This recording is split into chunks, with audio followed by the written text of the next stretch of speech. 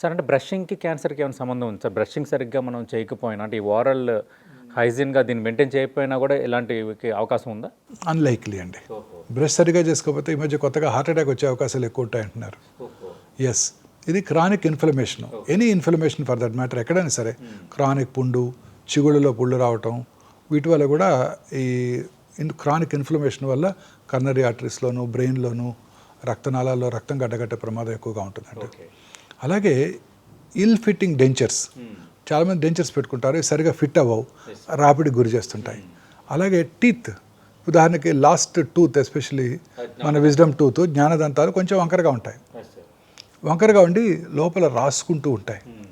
ఆ క్రానిక్, అలాగే కొంతమంది ఈ ముందు లోపల భాగంలో టీత్ బాగా షార్ప్గా ఉంటాయి, అవి కదిలినప్పుడల్లా నాలుక గుచ్చుకుంటూ ఉంటాయి. కాన్స్టెంట్ ఫ్రిక్షన్ కూడా క్యాన్సర్కి దారితీస్తుందండి.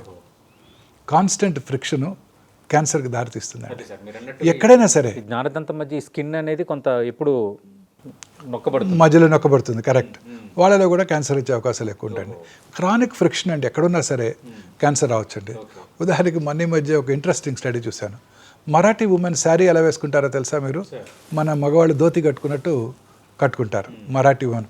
మన దగ్గర కూడా నిజామాబాద్లో అలానే కట్టుకుంటారు, ధోతి కట్టుకున్నట్టు. సో టైట్గా ఇక్కడ కాన్స్టెంట్గా ఒకటే చోట కట్టుకుంటారు.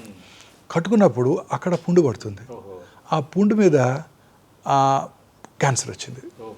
సో 3 కేసెస్ మొన్ననే టాటా మెమోరియల్ హాస్పిటల్ వాళ్ళు, అక్కడ మరాఠీస్ ఎక్కువ ఉంటారు కదా బాంబేలో, వాళ్ళు మొన్న మధ్య పబ్లిక్ చేశారనమాట.